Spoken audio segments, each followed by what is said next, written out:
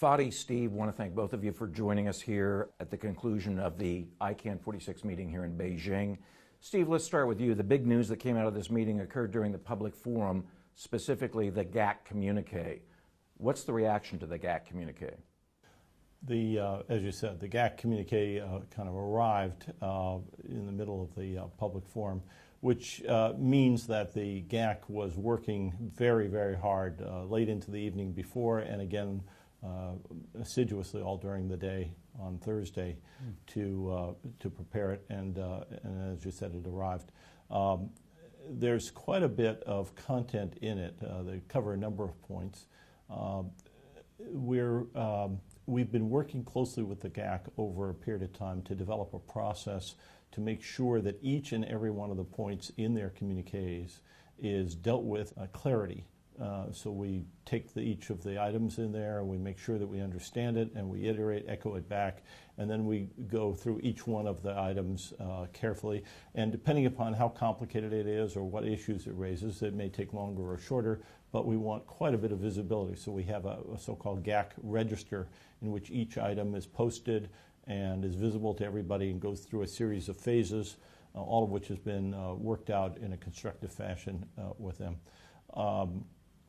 There's a GAC advice regarding treatment of names in the that have been applied for, strings that have been applied for, and there's a certain amount of texture and substance to it. Some smaller number of saying, we have specific advice on these names, and then broader advice about categories and so forth. There are interesting issues in both cases that have to be dealt with, and it would be inappropriate for me to go too far on the spot, but we're going to be quite thorough about it.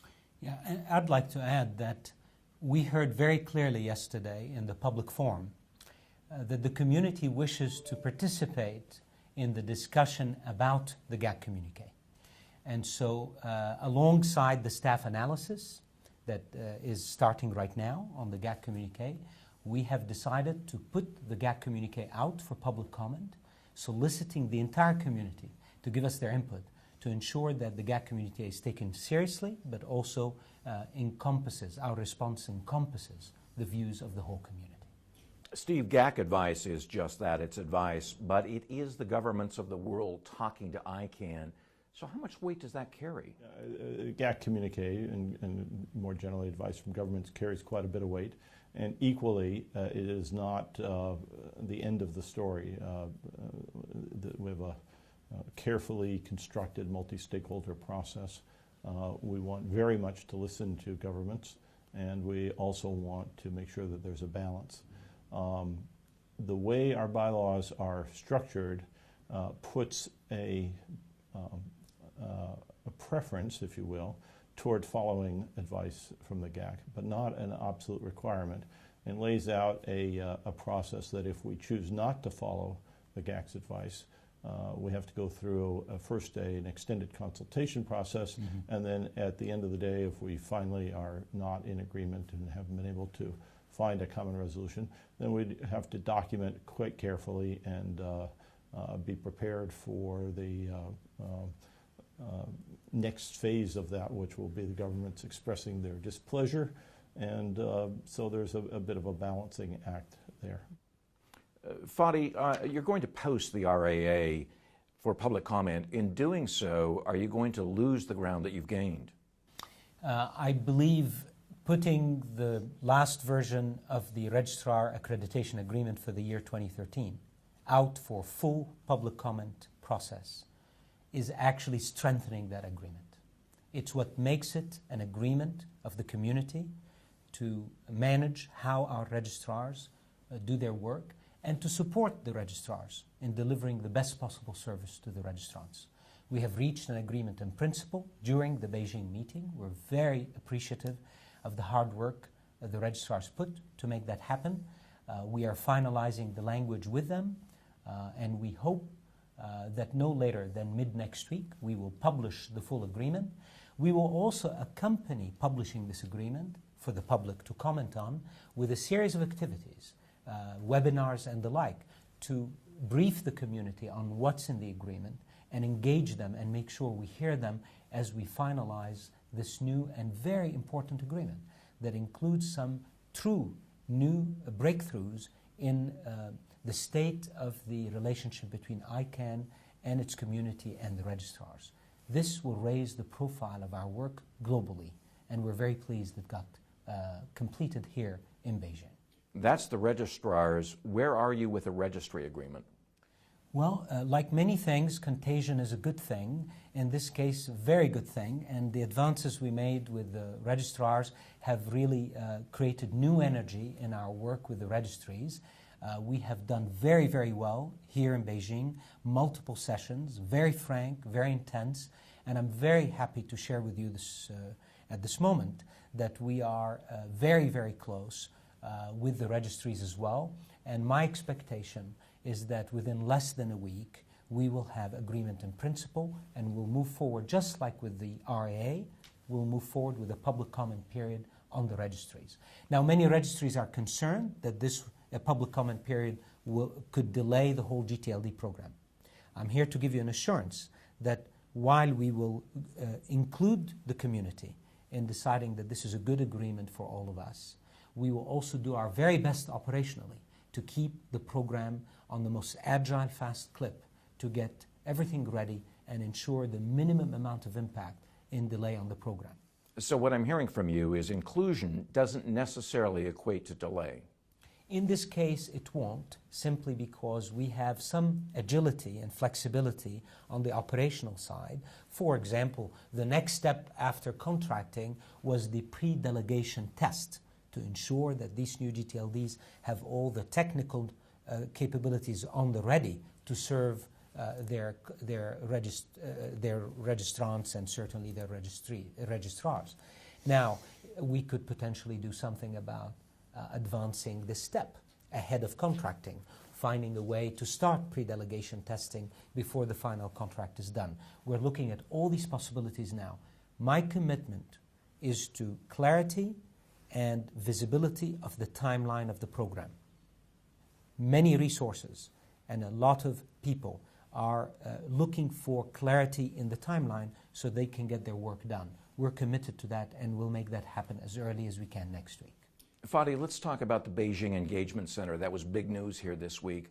But talk to me about opening a center like that in a country that frequently makes headlines for internet censorship or internet monitoring. Let me be clear. We cannot tie the policies of a country on content to our responsibility to ensure that all the citizens in all the countries of the world have the full access to our capabilities and policy-making processes so they can participate in them. So I am focused with the ICANN board and the ICANN staff on engaging with China at every level.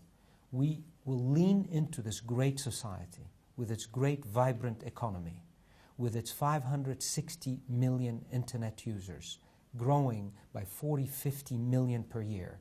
This is not a community we can walk away from. This is a community we need to be at the heart of. And I must tell you, what happened in Beijing this week is quite remarkable for the ICANN community. We have been brought by China into the inner, most important parts of how China makes policy and how China embraces international organizations. We are part of that now. And I think how we were treated in China, where we were invited in the Great Hall of the People, are subtle but important symbols of the new friendship between ICANN and China.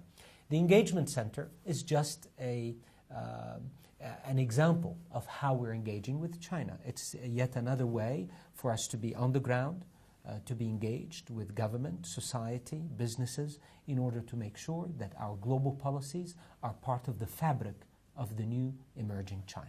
Steve, when we interviewed you after the Toronto meeting, you pointed to Fadi's emphasis on internationalization as a priority, as a good thing. At a board level, how are you feeling about our progress in that direction?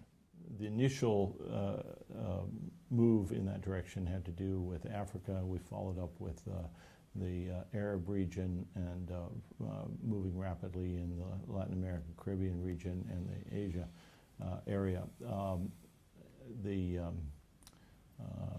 The first couple of meetings that were held, the so-called MIG meetings, first in Dubai and then in Addis Ababa, back to back, were both extremely successful, brought key players from both regions together, created quite a bit of energy and forward motion.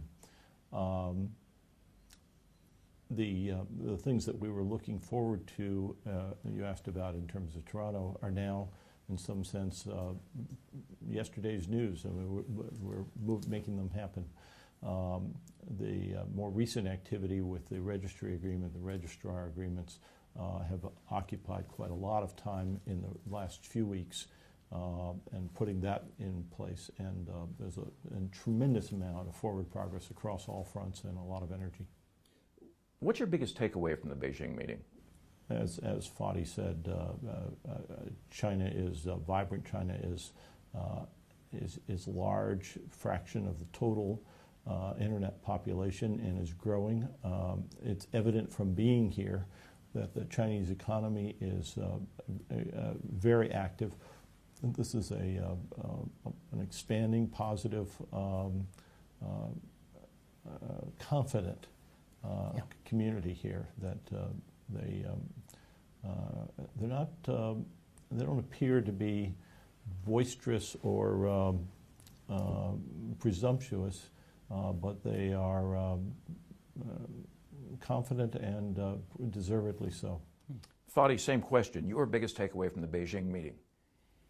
I felt the momentum of ICANN at this meeting. A great forward momentum. And it's not just momentum in staff or at the board or in some parts of the community. I must say, we have a newfound momentum, and it's a great momentum. I think it will propel ICANN forward in the next period. I also leave this meeting with some worry about how we're going to embrace a growing global ICANN within our current structures. We have a lot of work to do. We saw the largest meeting in ICANN's history, and I think that's just the beginning. As our engagement activities embrace the globe and reach out of Los Angeles to the world, I see a lot of movement into the ICANN community. We need to start thinking how we prepare for that and how we make sure that we are prepared for the interest in ICANN's great work. It sounds like you're talking about systemic changes. Some of these may be systemic, but the community must get engaged in that. And therefore, I launched on my first day in Beijing the conversation about ICANN's 5-year strategy that we are starting right now. And I encourage everyone listening to us here to go on myicann.org and file their thoughts, their ideas. Start participating. Where do we take ICANN? We need to get ready. The momentum is pulling us into great places, but we have to also be ready to embrace the world. Gentlemen, thank you very much. Thank you. Thank you.